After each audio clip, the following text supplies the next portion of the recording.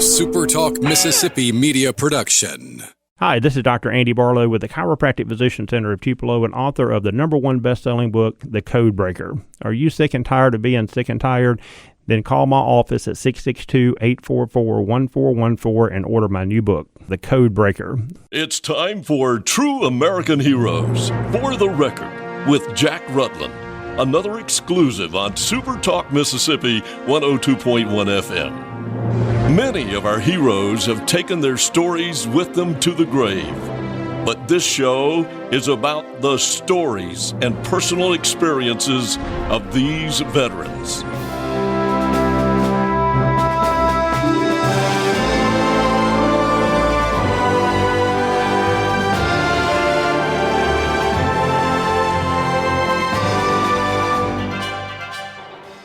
Well, welcome to True American Heroes for the Record. We're honored to have you with us today, and I'm especially honored to have with us Reverend Albert Weeks, who is probably no stranger to a lot of our listening audience. Brother Albert, thank you for coming in and spending a few minutes with us talking about your military experiences. Thank you, sir.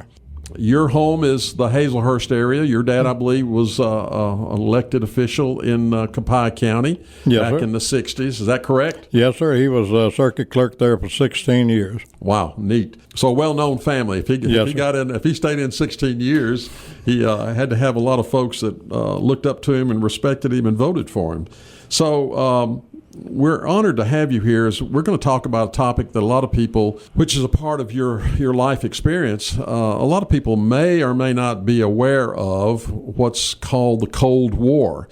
You're actually retired Air Force. You were in 22 years, correct? Yes, sir. Mm-hmm. And you were in from 1963 to 85, if I'm not correct. Okay. That's correct. And that is actually your entire 22 years. That was during what is known in history as the Cold War, which was actually somewhere between 1947 and 1999 when, of course, at the end of World War II, there was that immediate confrontation between the Soviet bloc and the United States and England and other countries, and it lasted until the bankruptcy of the Soviet Union back when President Reagan was president in about 1991. But it was a very, very dangerous time for the entire world. Yes, sir. We had so many nuclear weapons, as well as the Soviets having just thousands of nuclear warheads. It would have been mutual annihilation, and I think was the term that was used a lot. But your entire 22 years of serving the United States Air Force was during this time. But I don't want to get into that right off. I want to talk just a wee bit about you getting involved into, you enlisted in the Air Force in 1963. Yes, sir, I did. You enlisted there in Hazelhurst, or did you go to Jackson? Jackson. You went to Jackson and went from there. Your basic was where? Lackland Air Force Base, San Antonio, Texas. Now, in our talking before, you had a lot of different assignments, and some of these are really interesting that we're going to try to touch on. But after you got your basic training, your first assignment was where? Chanute Air Force Base, Illinois. I was up there going through the school for aircraft electrical work. So pretty much all of your career was involved in keeping aircraft in the air. Yes, sir. And that's, as I've said, knowing several pilots that I do and growing up around those kind of guys, you're one of the unsung heroes in the Air Force and in any kind of military service that has aircraft. It's that crew chief who signs off that plane's ready to do what it's supposed to do every day. Yes, sir. I had that job towards the end of my career. So pretty incredible responsibility. As a maintenance supervisor, yes, sir. Wow. All right, let's talk just a little bit about some of the things you did. Now, I may have this out of order, so bear with me, Brother Albert. You did serve some time in the Strategic Air Command. Yes, sir. Tell us a little bit about SAC and what its mission was that you remember. SAC was almost a different entity from the Air Force at the time. It was developed by Curtis LeMay. Mm-hmm. I actually met him one time. Wow. But he wanted a elite type thing. My normal day of working on aircraft, not only just fixing problems and stuff like that, would be to get up about 5 in the morning, get my room ready for inspection, get myself ready for inspection, right. Go to the chow hall and eat. We walked to the maintenance shop, which was about a half mile. They didn't want you to park down there. So we would go down there, have open ranks inspection, do calisthenics, and then go work on airplanes. Now, that was Curtis LeMay's SAC. A lot of legends have been told about LeMay. Yeah, I've heard a lot of those stories. Sometimes I wonder if they're true. Sometimes I think maybe they are. But there were a few generals back in those days that had dubious reputations. Yeah, he was an old World War II general that was in the 8th Air Force and had a bomber command under his name and had just real hard nose. I heard some of those stories because my dad was in SAC and then my brother was in SAC, and they heard those same stories. But in your role, you had that important role of making sure these aircraft were able to fly. Now, SAC was unique. I remember the slogan, "Peace is our profession." And war is just a hobby. Yeah, no, that wasn't in print. But that came out of the Vietnam era. Yeah, SAC was unique because, I mean, it was preparedness to respond to an attack. Yes, sir. And so, therefore, it had the best weapons we had, and it had nuclear weapons. Yes, sir. The B-52s were the number one bomb aircraft, weapon-carrying aircraft. The 135s were refuelers that got the bombers to the long-distance targets. I mean, and these guys actually slept out near their aircraft. Yes, sir. You had a what they call an alert pad for the alert launch, and you had this like a blockhouse underground. And you could actually see where they went down under the ground. It was protected and stuff. And this is noteworthy that every day, sometime you would hear a siren go off. And this went on during the day, it went on during the night. They had 3 basic practices. It was called Alpha, Baker, or Charlie. A Charlie alert was they would run out, scramble everybody out, crank up the engines, and then shut them down. Just make sure everything worked. The Baker alert was they run out, crank up the engines, taxi out to the runway, taxi down the runway, come back, shut down. An Alpha alert was when they actually launched aircraft. Would fly a pattern and then come back. These were all alerts, but we were never told what was an alert. That's right. Or not. Anytime we responded, it was like the real thing. We did not know. Were maintenance personnel involved in having to serve out at the alert pad? Yes, sir. Well, not at the alert pad, but on the alert aircraft. It was what they call a no-loan zone. You had to have 2 people to go in there. You had to have a badge to show your way in. Right. You had to stay in contact with the person that you were with. If you were caught by yourself, they would spread eagle you on the concrete, which was quite hot in Louisiana. I had that happen to me one time. I stepped behind a blast fence to relieve myself because they didn't have bathrooms out there. Certainly. And a canine dog keyed on me. And the next thing I know, and I'm kneeling down with my hands behind my head in the back of a pickup truck, headed into the main command center to be processed and released. So it makes sense, though, because if they were trying to alert, I mean, if the alert signal went off, to scramble the crews, and if there was a mechanical issue with one of those alert aircraft, yes, sir, you guys had to be there to fix it if you could. Yes, sir. We had what we call a launch truck, which sat out there on the runway with all the technicians in it when the aircraft were cranking up or launching and stuff like that. So if something happened, we would go out on the running aircraft, assess the situation. If we could fix it, fix it. If not, we won't. If it was a situation where it was alert launch and you got on the aircraft and you fixed the problem, they'd shut the doors and take you with them. This is pretty incredible. I've read a lot and studied a lot and even seen video and actually I've seen many B-52 and 135 takeoffs, but I've never seen a live scramble in person. But it's incredible the spacing between aircraft. The 52s, the bombers would be launched first, and the spacing between those aircraft. Can you talk about that a little bit? Yes, sir. on an alert launch would be one aircraft would be throttling up, bringing it up to full power at the end of the runway with his brakes locked. The other aircraft would be halfway down the runway at full power, fixing to take off, and one would be just climbing out on the end.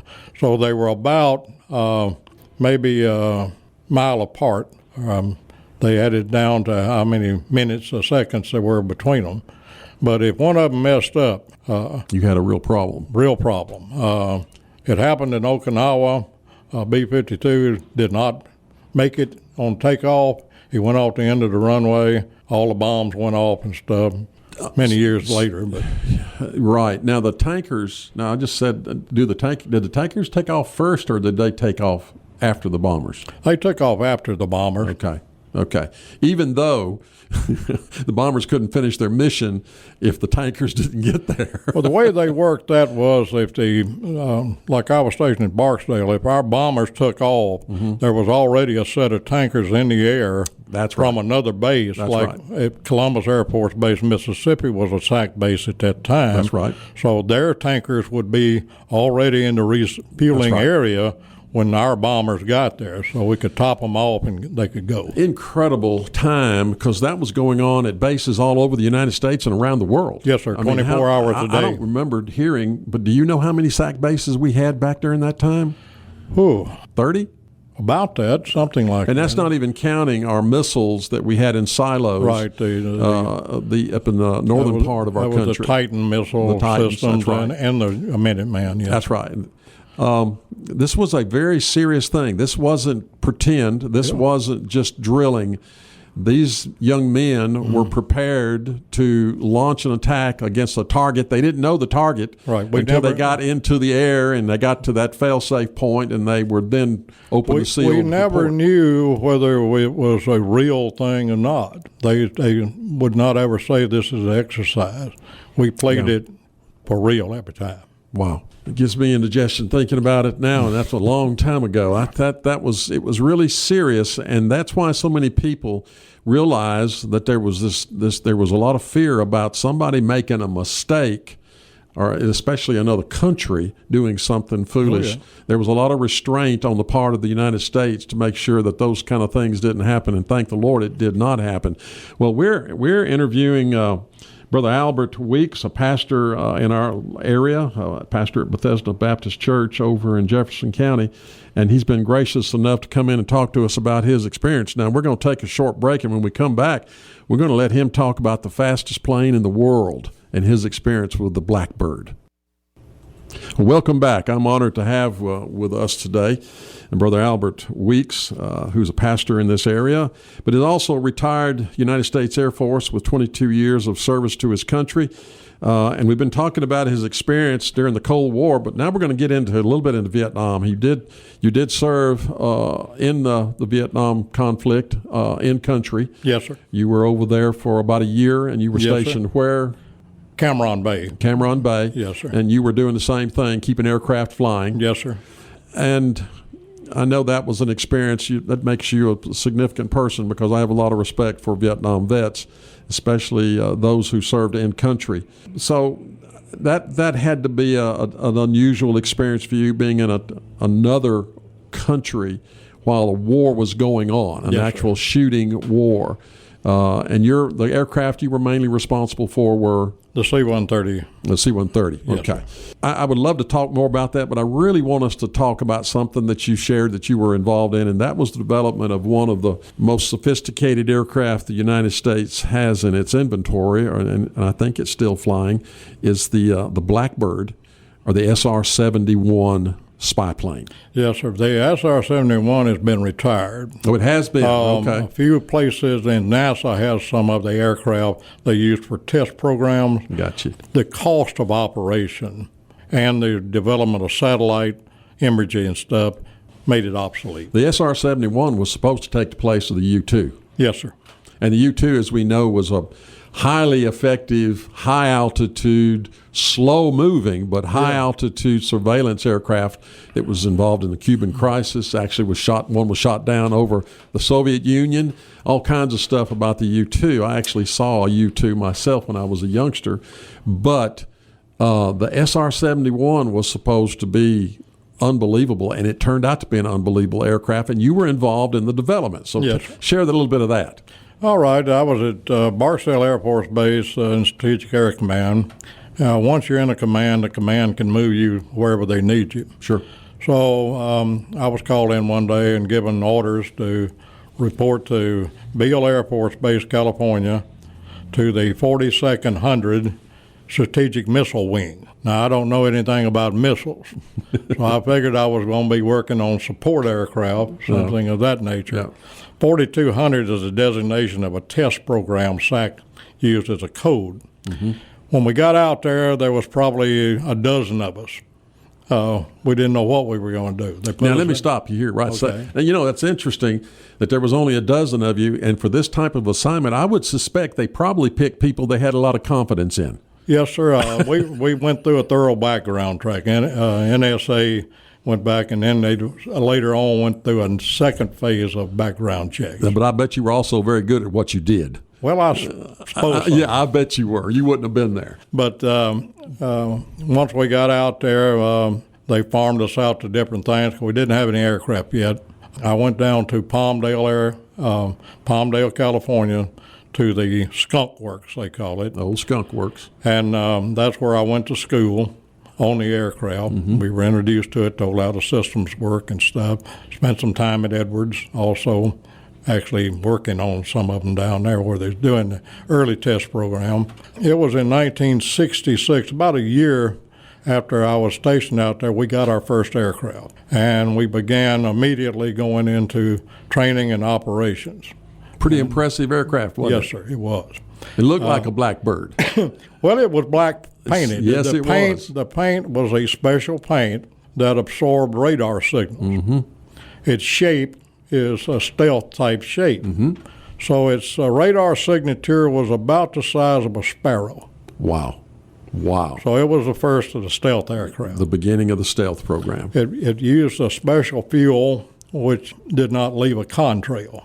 You look up and see aircraft going through the air, you'll see a contrail behind them. This fuel burned so much that it did not leave a contrail. That's amazing. Of course, he would only be at that altitude for a second anyway. Now, can you share with us speeds and altitudes and things like that on the SR-71? The release speed on the aircraft was Mach 3.2. That was a record it set. No one knows what the maximum speed is. We used to get reports in, this thing had a computer on it when we didn't have computers. It was an old hard drive disk computer, sure. And it monitored all the systems in the aircraft. And we'd have to come back, and some of these rollouts we would have would be almost 30, 40 feet long because it was put on a graft. Right.